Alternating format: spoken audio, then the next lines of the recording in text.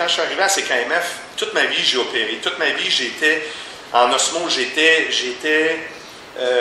partenaire de... Il va falloir terminer ça vite, là, si tu veux manger une petite coupe. Okay. On était partenaire avec la technique, c'est-à-dire que j'opérais les émissions. Puis je me souviens, en arrivant à CKMF, on a dit non, ici notre personnel en ondes, c'est des stars. On avait Nancy Couette. C'était vraiment comme ça. Hein? Qui c'est quoi maintenant? Il n'est pas question que tu opères. Il y avait Alain Bourque qui opérait, il y avait André Lallier qui m'avait opéré au 5 à 8, mais la toute première, c'était Nancy Couette. Puis je trouvais ça très fatigant. Je voulais toujours être de l'autre côté, puis je voulais travailler la technique parce que je me fondais avec je pense que je faisais une bonne job aussi. J'adorais ça. Et puis on m'a convaincu d'oublier ça. Évidemment, tu deviens gâté. Alors j'ai vu les tables tournantes passer, ensuite les CD players, ensuite le MP3, le numérique, puis là maintenant le système par ordinateur, le DALE, où tout est absolument possible. Puis j'ai été trop lâche. On m'a offert de m'apprendre les derniers. Puis ça a changé aux 6 mois. J'aurais dû l'apprendre. J'aurais dû apprendre le fonctionnement. J'aurais dû apprendre la mécanique. Puis si je l'avais fait, je serais fort probablement en ondes encore ce week-end. Oui. Hugo est un petit gars très intelligent, journaliste à la presse, finissant en communication à l'Université du Québec. Et lui, il n'en revient pas du traitement fait à plusieurs DJ des grands réseaux. Lui, c'est son observation de journaliste, syndiqué à la presse, mais il y a plein de gens qui ne sont pas protégés par des conventions collectives en radio au Québec. Puis je sais comment ça fonctionne, j'ai été dans la game, j'ai traversé les champs de mine pendant des années, j'en ai profité, j'ai fait de l'argent, j'ai eu du fun. Tu as parlé de voiture, je suis un maniaque de voiture, j'ai voyagé. Tu n'es pas déjà avec une Jaguar, toi? Je suis un maniaque de Jag, j'en ai une, mais je suis Rolls-Royce. Ça, c'est vraiment mon kick. Mais je veux juste te dire, parce que tu me poses la question pour Hugo. Hugo était scandalisé, puis j'ai dit, Hugo, c'est pas... Tu as le droit de te scandaliser, mais moi, je ne vais pas me servir de ta tribune pour... Tu constates ce que tu veux. Moi, j'en ai profité. J'ai eu du fun. Ça s'est bien passé, mais je ne comprends pas je comprends pas les directeurs de toujours se cacher puis de faire ça à la sauvette afin d'annoncer la venue d'une nouvelle star qui est peut-être plus dans les cordes de la station, de la nouvelle image. Moi, je pense que c'est très important de respecter l'auditoire, de conserver le plus longtemps possible ces animateurs pour y établir une base solide puis des habitudes d'écoute. Je pense que c'est primordial. Puis je pense qu'un animateur maison qui a travaillé pour toi pendant 10 ans, pendant 20 ans, tu peux t'asseoir avec lui en salle de conférence avec un président puis un directeur ou des directeurs à différents niveaux. Puis où est-ce qu'on peut te relocaliser? Qu'est-ce qu'on peut faire avec toi? Je pense qu'on devrait te garder. Je pense que tu devrais t'en venir représentant aux ventes. Je pense qu'on devrait te garder dans le milieu de l'affichage. Je pense que tu dois rester dans le giron de la compagnie, comme le font les Japonais. Je t'interromps, Ricky, puis on ne devrait pas faire ça, je t'en ai entrevu, mais je pense qu'on n'est pas très bon en radio là-dedans. Moi, je pense on n'a pas une bonne culture d'entreprise. Je pense que c'est une grosse lacune. Comment peux-tu dire à tes auditeurs après 20 ans, nous, on se débarrasse de qu'importe la raison, qu'on annonce en communiqué de presse que c'est d'un commun accord, puis il n'y a pas un animateur qui va vouloir, comme il n'y a pas un joueur de hockey qui va vouloir quitter de lui-même, à moins d'être peut-être plus allumé que les autres, parce que peut-être, après une génération, tu dois penser à faire autre chose. Mais Casey Kasem aux États-Unis, il le fait depuis des dizaines d'années, puis moi, je prends toujours plaisir à l'écouter. Rick Dees à Los Angeles font ça depuis des années avec le Top 40 que Mix 96. Scott Shannon. C'est ça, ce sont des gars d'expérience. Je connais toute la musique depuis les années 70 jusqu'à dernièrement. Comment peux-tu te priver d'individus comme ça? Pourquoi n'es-tu pas au département musical?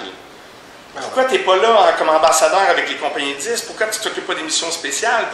Mais on a peur que je ne sais pas, j'ai ma petite idée, mais moi, John, je pense que la radio, en quelques secondes, là, la radio musicale est un petit peu dans un cul-de-sac. Parce qu'avec tout ce qu'on trouve dans le milieu, avec tout... là, moi, je suis un vendu à la radio satellite. Je ne jure que par la radio satellite.